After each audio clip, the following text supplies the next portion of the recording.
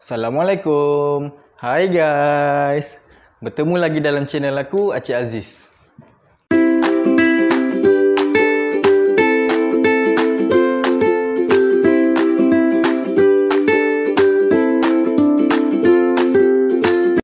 So geng, akhir-akhir ni kan aku banyak betul nampak dekat media sosial perempuan yang asyik nak menyalahkan lelaki.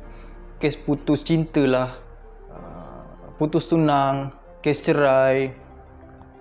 Aku dulu betul jenis perempuan yang asyik-asyik nak salahkan lelaki bila dia kecewa kan. Konon lelaki ni je lah yang salah. Lelaki ni je lah yang selalu pemainkan hati perempuan. Habis tu hati kita orang ni yang lelaki ni, kau nak campak mana Ad?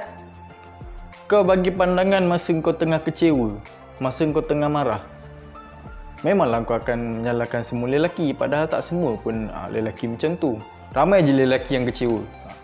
Tapi kau payah nak jumpa orang-orang yang macam tu. Sebab apa? Kami ni lelaki bukannya bodoh. Nak meroyan tak tentu hala masuk dalam sosial media. Dan kami ni juga bukannya bodoh. Asyik nak menyalahkan perempuan je kan. Sebab kami tahu kami ni lelaki pun tak sempurna. Banyak kekurangan.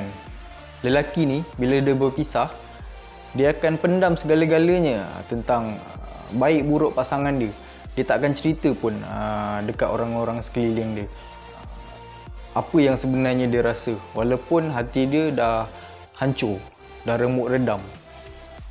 Tapi perempuan ni seboleh-bolehnya dia nak bagi tahu satu dunia yang dia ni dikecewakan, yang lelaki ni yang salah. Dan kadang-kadang tu perempuan ni ungkit pula apa yang pernah dia bagi dekat lelaki tu, padahal tak sebanding pun dengan apa yang dah lelaki tu bagi kat dia. Kadang lelaki ni dah beratus kali dah dia nasihat, dia selotok dengan perempuan tu, tapi tak pernah nak dengar, tak pernah nak jalan kan. So akhirnya lelaki tu mungkin dah kecewa, mungkin dah bosan, dah penat dah nak nasihat. Akhirnya dia undur diri. Dan mungkin dia cari orang yang lebih baik.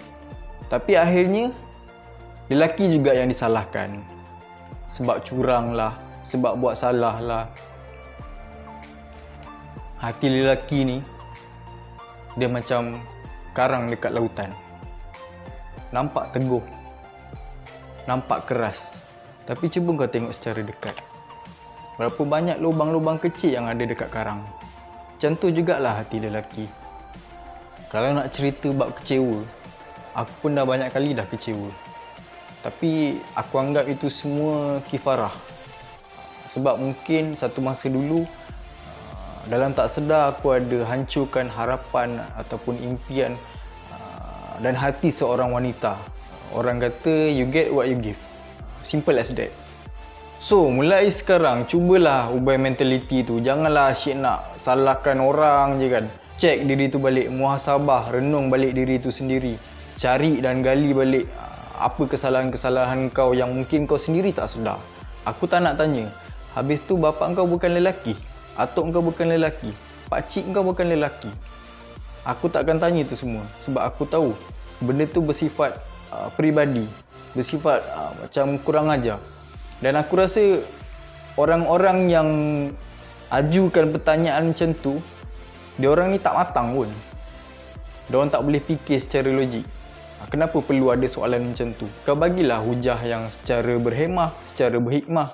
Wahai wanita, percayalah, selagi ada azan berkumandang, selagi ada khatib berkhutbah, selagi ada imam yang menjadi ketua di dalam masjid ataupun di dalam surau, selagi itulah ada lelaki yang baik.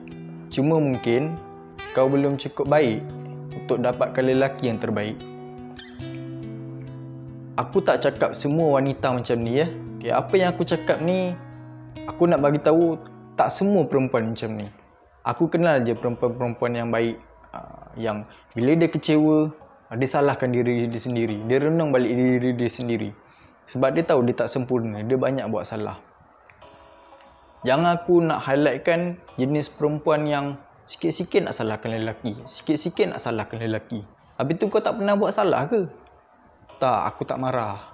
Cuma aku kecewa. mentang-mentang lah lelaki ni keras, lelaki ni macam tak ada perasaan, suka-suka kau nak salahkan lelaki. Okay, panjangkan intro aku.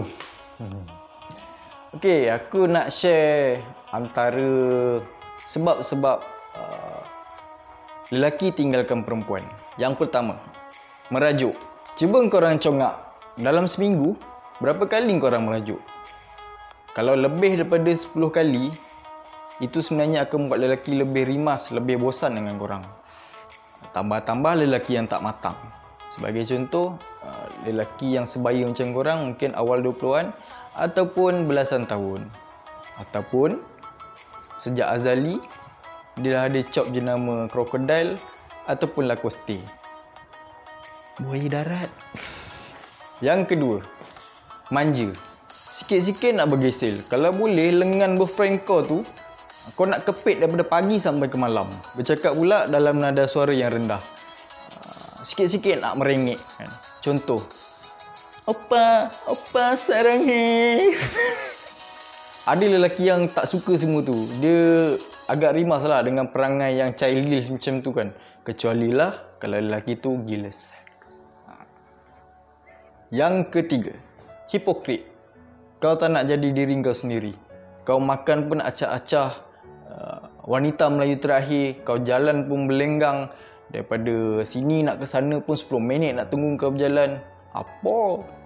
Yang keempat, prasangka. Yang ni kebanyakan perempuan selalu buat.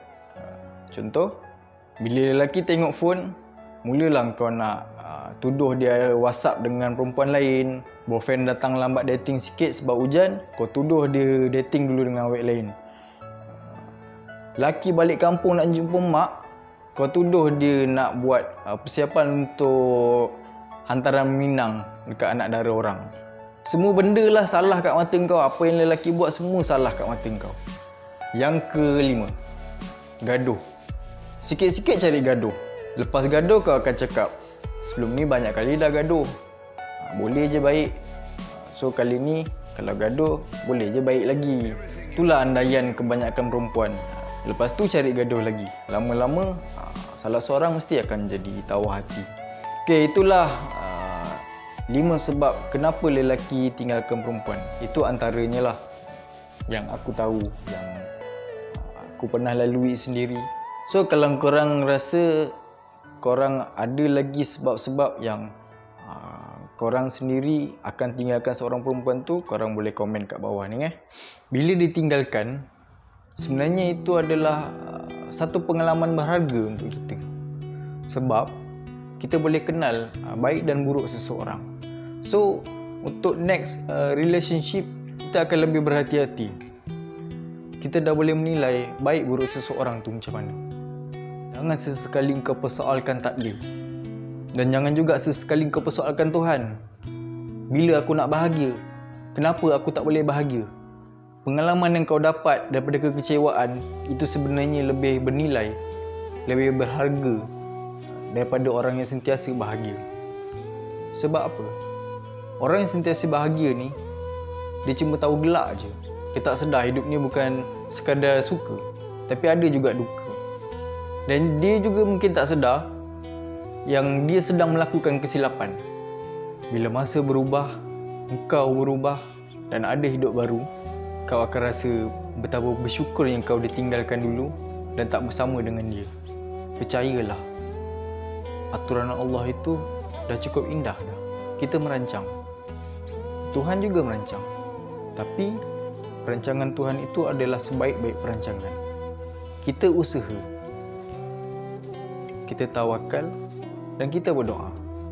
Jadikan kekecewaan tu sebagai satu motivasi untuk kau terus bangkit melawan setiap dugaan ataupun setiap ujian yang ada dalam hidup ni. Orang yang kuat, dia tidak sekadar hanya melalui zaman bahagia. Tapi orang yang kuat, dia akan temukan pelbagai pelajaran di dalam kekecewaan ataupun kesedihan. So guys, itu aja yang aku nak kongsikan untuk hari ini. InsyaAllah aku akan cari topik yang best-best lagi untuk korang lepas ni, insyaAllah. So jumpa lagi di video akan datang. Kalau korang suka video ni, silalah like, share and subscribe. Assalamualaikum. Bye.